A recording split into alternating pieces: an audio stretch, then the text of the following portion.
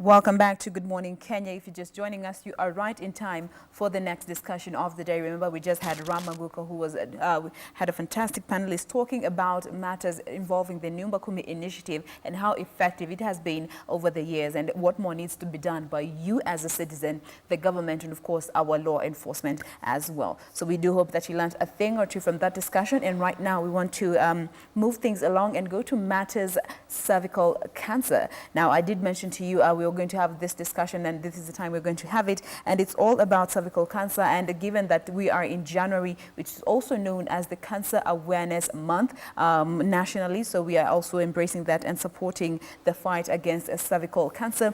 And to help me better understand what cervical cancer is all about, know the statistics and how we can do to best, fight it and help our women who have gone through this, I am joined in studio with two fantastic women. I'll start with my immediate left. I have Millicent Kagonga. Karibu sana. She has survived cervical cancer, so she is a fighter in her own respect. And to my extreme left, we have Dr. Kathy Nyongesa, who is an oncologist working with the Texas Cancer Center. Thank you so much. Karibu sana to Good Morning Kenya. We are glad you could make time to be with us this morning. All right, so we just want to start with what is cervical cancer for the benefit of our public to understand what we really mean by cervical cancer. So this is an abnormal growth on the cervix of a woman. The cervix actually is the mouth of the womb, the lower part of the womb. And once it has undergone some genetic changes, the cells there start growing and form a mass or a growth, and this will lead to symptoms of cervical cancer. All right. And I did mention you working with the Texas Cancer Center.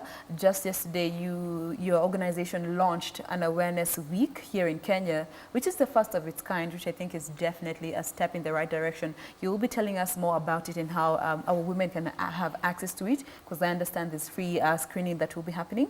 Yes, actually it's a partnership with very many partners that I'm not able to name all of them because of time. Yes. But I'll just mention Kenyatta National Hospital, Women for Cancer, American Cancer Society, and the Ministry of Health.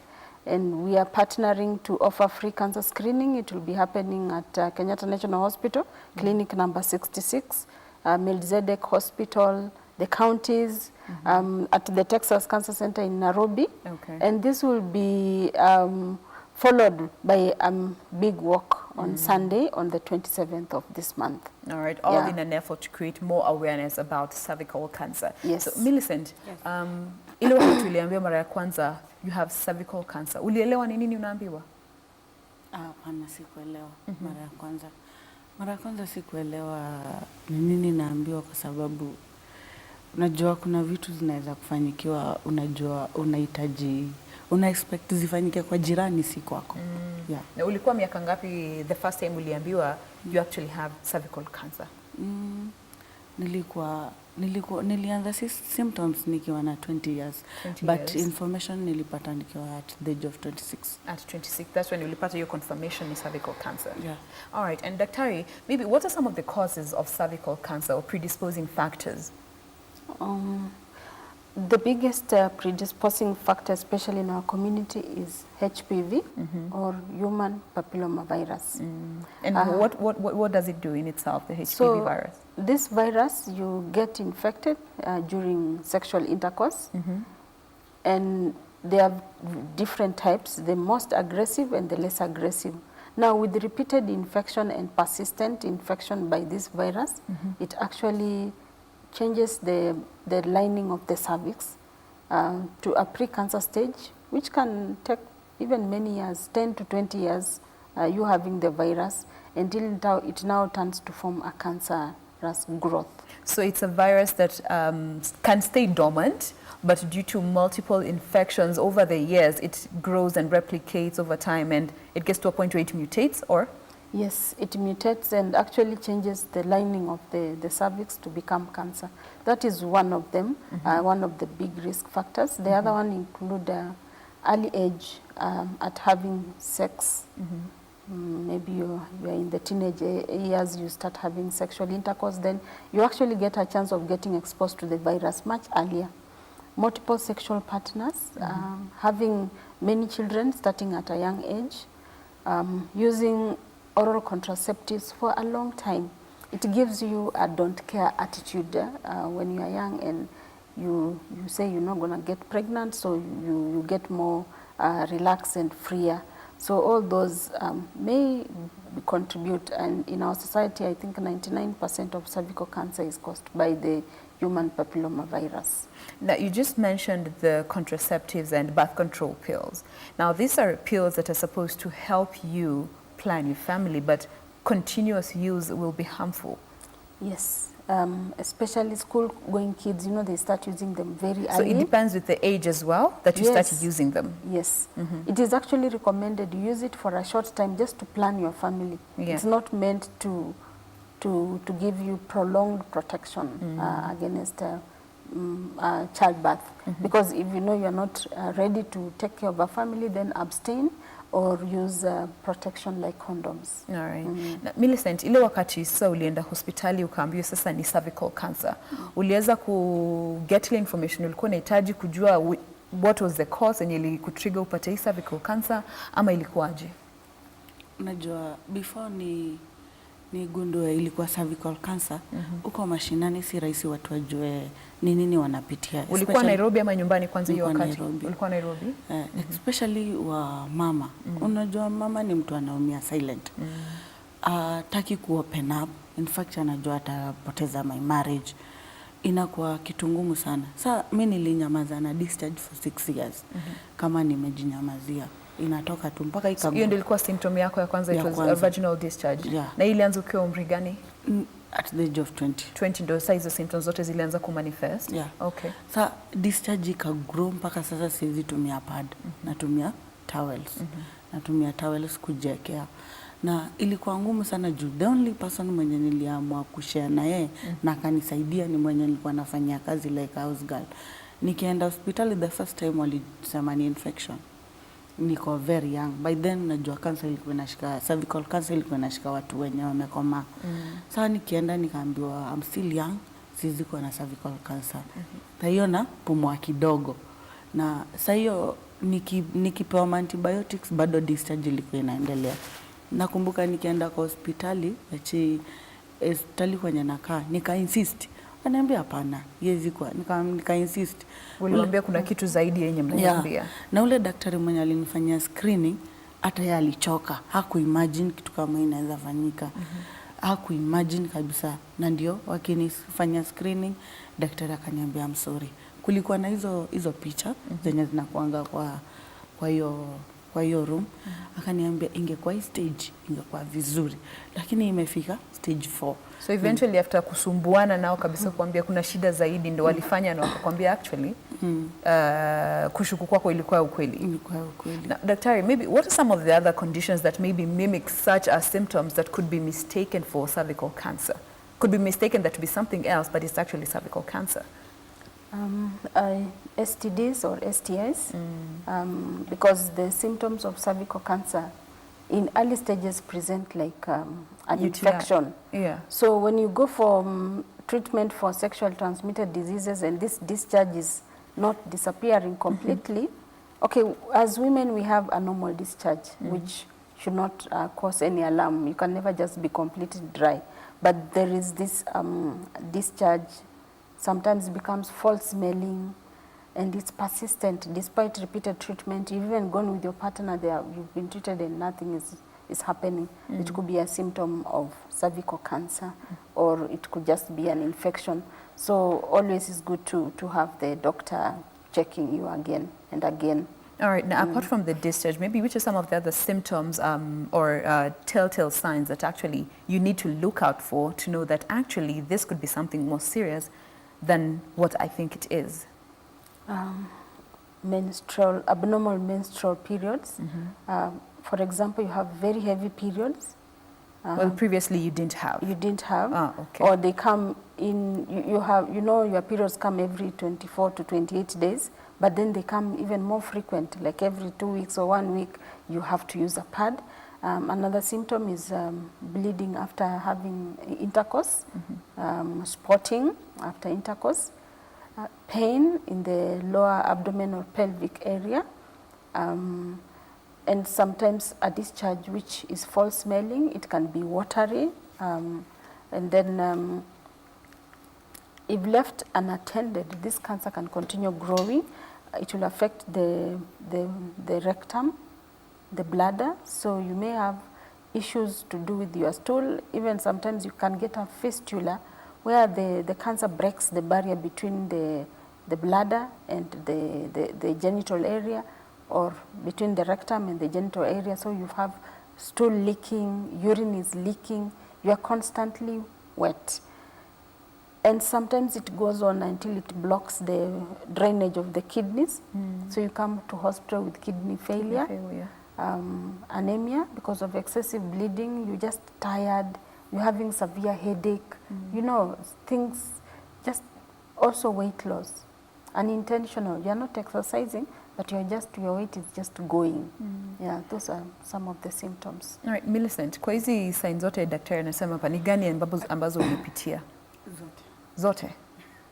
Zote kwa sababu ya kwanza ilikuwa hiyo discharge, na nikaanza kupoteza miaka 6. Yeah, nikapoteza appetite, nikaanza kwa weight ikapungua, and then pia nikaanza kuwa na uchungu hapa chini ya tumbo, alafu hiyo kuchoka, nikaanza kuchoka, nikaanza kuwa na uchungu hapa kwa mgongo, lower back pain. Yeah, nikaanza kuwa pia hapo hivyo na uchungu. Zote nilipitia. Yeah. Na at what point ndo sasa uliongea na daktari wakapata ni cervical cancer? What was your immediate reaction? Ulifeel aje hiyo wakati umeambiwa haya, by the way, kenye umekuwa ukishuku kuna kitu wenye ni zaidi ni ukweli? Okay. Kwanza nimesema nilipitia zote isipokuwa hiyo ya kidney failure. Hiyo ya kidney failure. Lakini nilifika mahali mpaka sikuwa naweza control haja kubwa na haja ndogo. Yeah. Vile nilipata hiyo habari, waka confirm ni cervical cancer. Na ili confirm ikiwa stage gani? Hiyo screening ilionyesha stage 4. Stage 4. Stage 4. Wow. Na nilikuwa najiangalia hivi naona ni kama dunia itapasuka nikufe. The right time. Na sasa unajua screening si hauwezi fika hapo ndio uanze matibabu. Kuna test inaitwa biopsy. Nilihitaji kufanya biopsy. Na biopsy mahali penye nilihitaji kufanya ilikuwa Kenyatta. By then nikienda Kenyatta hiyo wakati line ilikuwa mrefu. Kufika hapo wakaniambia tutakubook biopsy, tafuta 13,000. Lakini bado kuna line saa mpaka next year. Na ilikuwa mwezi gani ulikuwa unaenda? Ilikuwa September. Ukaambia utapata opening mwaka ujao. Mwaka ujao kwa sababu line ilikuwa ndefu sana. Na unajua by then watu walikuwa wengi kwanza kwa surgery, na biopsy inafanywa through surgery. Na sasa mimi hata line haikunisumbua. Kitu ilinisumbua ni that amount. By then sikuwa nimepata more than 10,000. Nilikuwa nimekaa muda sana ndio nishika hizo pesa. Sasa hiyo nafanya kazi, mshahara nalipwa 4,500. Sasa singe manage. Nika lose hope, na baada hiyo screening uchungu ikakuja ikakuwa mingi. Juu sasa mwili imejua mwili imejua sasa uko na cancer. Sasa hiyo kujikubali na kuwa ni ngumu. Nikajiamulia nikasema acha niende tu Shago, nikakufia huko. So at that point ulikuwa umeamua ku give up na maisha? Kabisa nilikuwa nime give up. All right. Nikaenda Ushago. Ukaenda nyumbani kutulia sasa ngoje venye tu maisha ita unfold. Yeah. And Daktari, just coming to you, I understand there are different kinds of cervical cancer that are there. Maybe you can just tell us a bit about that. Okay, in broad terms, there are 2 types. We have, depending on the cell type. We have squamous cell carcinoma, that is the commonest. And the second one is adenocarcinoma. You can also classify it based on either its pre-cancer stage or the cancerous where it is invasive. Pre-cancer stage is curable, and that's the one we pick during screening. That is in stage 1, stage 2 there? No, it's pre-cancer. Or it hasn't actually developed to full-blown cancer? Yes. Oh, all right. So that is the one when they pick it during screening, it's taken care of, and you are safe from getting any invasive cancer. Okay. But once it becomes invasive or full-blown cancer, then now it goes into stages. The stage 1, which is early stage, Yeah. stage 2, stage 3, And stage stage 4. 4. And given that she was in stage 4 of cervical cancer, what are some of the life-threatening health conditions that she was facing that she wasn't aware of? One Complications that would come about? Yeah. One is that it can still spread to other parts of the body. It can spread to the lung, the liver, block the kidneys. Another issue is the quality of life. We say those leaking, urine leaking, stool. You know, you are Which not was able to actually control. happening. Yeah. Another thing is blood loss. When you lose blood, you become anemic. When you are anemic, you're just tired. You can't do anything. Do you know you're a mother? Your kids are like looking unto you to prepare meals, take them to school, or even you're working. You go to work and you cannot perform. So, and then severe headache because of the low blood. Another complication could be loss of life. Because when cancer spreads too much, Yeah. it's life-threatening. Compromises the vital organs of the body. Yes. Now, for Millicent, ulikuwa able kujua the cause of your cancer ilitokana na wapi juu? One of our colleagues here is just telling me his mother just had over time waliona a lump on the lower abdomen part of the body, and by the time they were finding out it's cancer, she died from it. So were you able to know ama it was genetic ama what caused your cancer? Cha kwanza najua mimi nilikuwa very confused. And then kwenye natoka hawajui venye kansa inakuja. Na kwa familia yenu hakuja kuwa na mtu akona hiyo? Hakuja kuwa na mtu mwenye akona kansa kwa familia yetu. Sa mimi ndio nilikuwa mtu wa kwanza. Hao wana believe mwanamke akibleed hiyo ni curse, ni laana, ama kuna mali umekosea, ni kiboko ya Mungu, unaona. Sa pia hata vile nilienda nyumbani ilikuwa ngumu sana kucooperate na watu wa familia, kwa sababu unasikia wao mtoto wa fulani yeye yuko, hata wengine wanakupangia matanga mapema ambapo si ukiwa bado hai. Si rahisi uko kwenye kutoka kwenye nilitoka. Sa inakuwa ni ngumu sana mtu kujua ni nini imekupatia kansa. Until saizi juu ya venye kuna ma support group, ukienda ndio unajua kumbe kansa una learn more about. Kumbe kansa inatoka mahali fulani. But the first day hata kuna marafiki zangu wengine wakati wanaambiwa wako na cervical cancer, mtu anaenda kama amepack vitu anachana na bwanake immediately. Kwa hivyo pia knowledge ni muhimu sana. Now, Dr. looking at just our cultural aspect as Kenyans, as an African, part of the African culture, do you think culture is really contributing to the lack of information in regards to cervical cancer especially? I think it does. One is the way in the African culture, man is allowed to have many wives. So that promiscuity makes the woman, when you have the symptoms of cervical cancer, you fear telling your man because you think he's going to run away. He'll think that you are really promiscuous and they say you are walking badly. That is one reason. Another reason is that I see it in the older women. You know, cancer of the cervix affects the privacy of a woman. And you will go, you find your mother has those symptoms, but she won't tell you. She will say, maybe it's because of age, or, you know, there are some explanations for everything. Yeah. And then the way also women fear when you tell your man that you're having these symptoms, it compromises marriage. Yeah. Also the socioeconomic status. We very poor socioeconomic status predisposes women to cervical cancer. Hygiene-wise, it's very important. You know, in the village, no one knows about douching and just keeping yourself clean. So they need to be educated that actually good hygiene methods can protect you against cervical cancer, because you'll wash away that human papilloma virus, because it's the persistent, that thrives in that environment. Yes, the persistent infection of that HPV that makes one get cervical cancer. So women, by getting empowered, going to school, learning about all these things, being aware of cervical cancer can really protect the society, because cervical cancer is a big public health problem in our country. As you mentioned earlier, it's the second commonest cancer in women. In women, after breast cancer. After breast cancer. Yeah. Surprisingly, it's the biggest killer. It kills most women. More women compared to breast cancer. Yeah.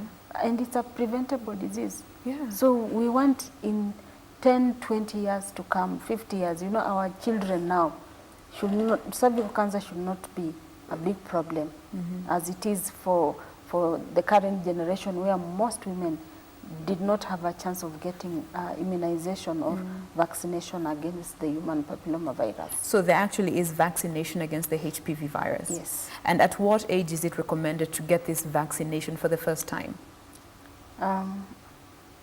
For children who are not yet sexually active, so we are talking of the age of 9, 10, up to around 14, 15.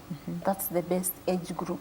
To get the vaccination? Yes. And for cervical cancer, which age group is most affected with this cancer?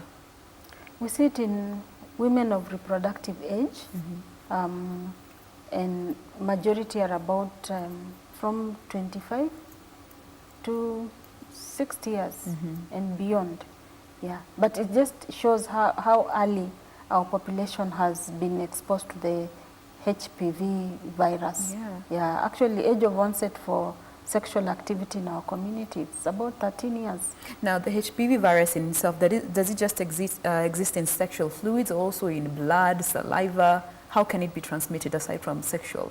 This virus is actually all over. It's even on our skin.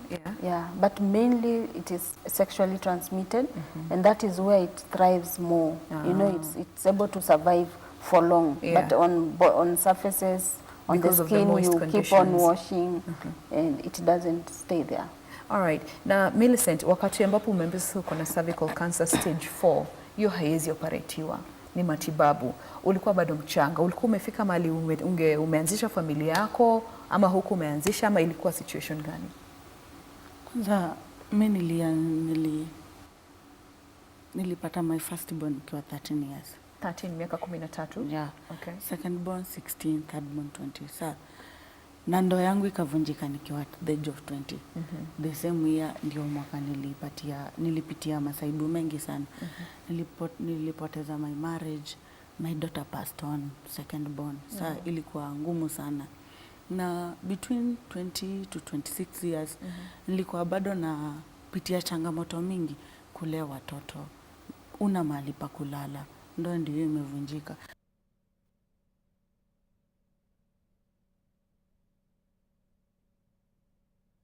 Saizi mimi husema at least my friend kama angeniambia twende hospitali ingekuwa easier. Lakini sikuwa na knowledge kabisa. Na juni ilinitoa kwa marriage, nilienda kama nimenyamaza, nikisema sasa hata hakuna venye nita approach mwanaume mwingine, hakuna vile nitaambia watu juu unakaa kama ni mtu umetengwa na jamii, na pia wewe mwenyewe already ushajitenga. Na kuna watu walikuwa na kutenga during this time where symptoms zinajionyesha, umechanganyikiwa, ujui nini inaendelea, watu walikuwa na kutreat aje ambao walikuwa wanajua?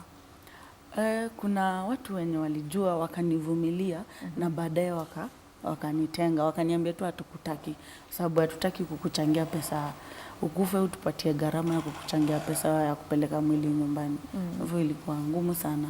So walikuwa wanaogopa uwafie ndio sasa waanze kushughulika na the financial burden ya kukurudisha nyumbani. Kabisa. Sasa ilikuwa ngumu sana. Na ile familia nimebaki nao saizi ni mimi na watoto wangu. Wewe na watoto. Yeah. All right. Now, Daktari, maybe what are some of the treatment options and preventative measures that can be taken by women to help even the prevention of cervical cancer, and in the event that it actually happens, what are the treatment options that are there? So let's start with the prevention. Prevention, number one, is improve your socioeconomic status. Avoid having sex at a very young age. Yeah, wait until you get married, if possible, or use protection, abstain. Prolonged use of oral contraceptive pills is not good. So is it recommended to have even these implants that maybe can last 7 years, 3 years? Prolonged use of whatever contraception. Yeah, it's not good. Yeah, if you want to plan your family, plan for a short period. Yeah. Use it when necessary. Then the other thing is just good sexual hygiene, going for human papilloma virus, especially for the girls. And if you are above 18 years and you are sexually active, go for a screening test once every 5 years. If they find you are negative, you have another 5 years to go for another screening. So it takes about 5 years for the virus to, accumulate to get to a point where it will actually affect the cells. In fact, this virus is very forgiving. It can stay dormant for even 10 years. So we say go for screening within the 5 years, such that in case it's transforming the cervix, it's picked early, and then it can be eliminated. Now, once it has formed cancer, then we now go to the invasive form of the cervical cancer. Watch out for symptoms. In fact, people who are married, they pick the symptoms quite early. After sex, you have spotting or bleeding, or pain during intercourse, or these discharges that are not going away. Take note. Take note. Yeah. And then now you move to treatment. It depends on the stage. Early stage, you can have surgery. They remove the uterus plus the ovaries and part of the genital area. But the doctor will discuss with you. Then another option is to do radiotherapy and chemotherapy, especially for advanced cases which surgery is not possible. The doctor will discuss with you the fact that you may not have more children after the cervical cancer treatment. But your life, it overrides everything. If you want to stay alive, you just have to go for treatment, and now family becomes secondary. You can adopt a child after your treatment. But if it's picked in the precancerous stage or very early stage, you can save your fertility by special operations that can be done, which is limited surgery. Minimal invasive kind of surgery. Yeah. All right. And Millicent, maybe ni treatment method gani uliweza ku take on to help you get to where you are today? Okay, nilifanya radiotherapy, nikafanya chemotherapy, and nikafanya the painful one, radiotherapy, brachytherapy. Yeah. Na imeweza kukusaidia hadi wa leo? Yeah, imeweza kunisaidia.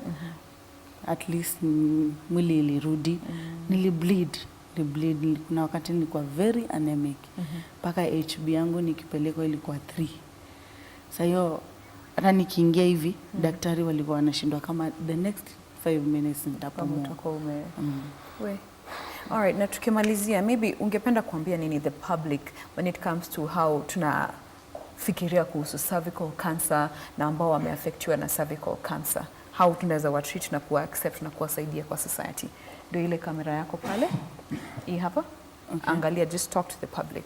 Okay, kwanza ningependa kusema, unaona kama mimi juu ya ignorant, niliona symptoms, nilikuwa na hiyo chance, lakini sikuitumia.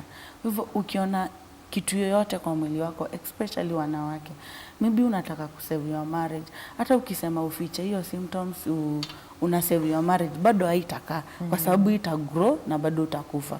Na kama uko na watoto utawacha wakiwa wachanga.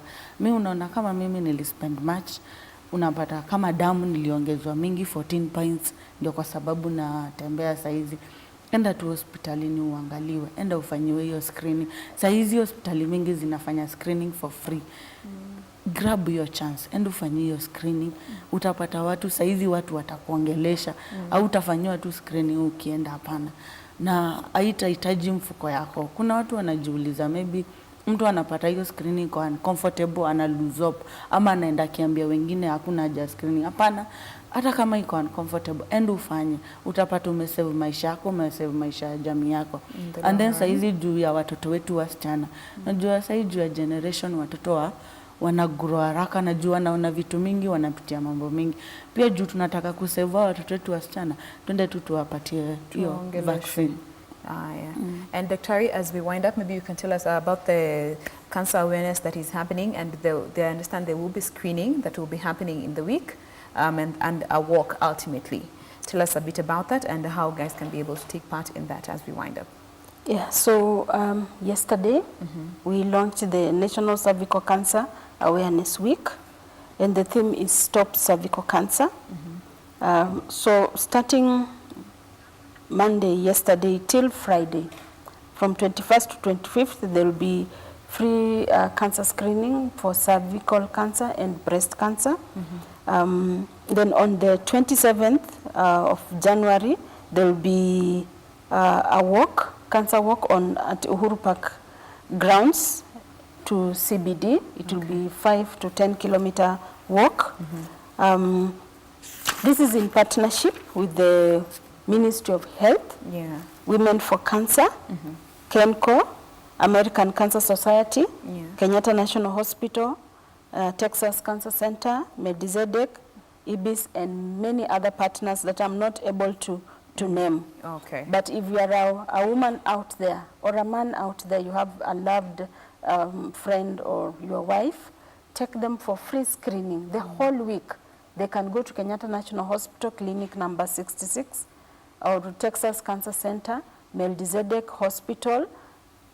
In the county hospitals also there will be free cancer screening. All right. Because screening, one of the risk that you will get cervical cancer is not going for screening, thinking that it will not happen to you. All right. Remove the fear and just go for screening. All right. It is free of charge. It is absolutely free of charge. So if you can, please make your way to any of those hospitals that have been mentioned. As a woman, take control of your life and take a step in helping yourself stay healthy and free from cervical cancer. I have been speaking with Dr. Kathy Nyongesa, who is an oncologist working with the Texas Cancer Center, and of course Millicent Kagonga, who has conquered cervical cancer. Of course, as you can see, cervical cancer doesn't just affect you, it affects the people around you and, you know, just the general scope of your life. So take control of your life and help yourself if you are able. Thank you very much for being with us this morning and sharing your information with the public. While Good Morning Kenya does continue, we have another interview coming up with Rama Guko on matters concerning mental health. So do not go anywhere. This conversation continues. This is Good Morning Kenya.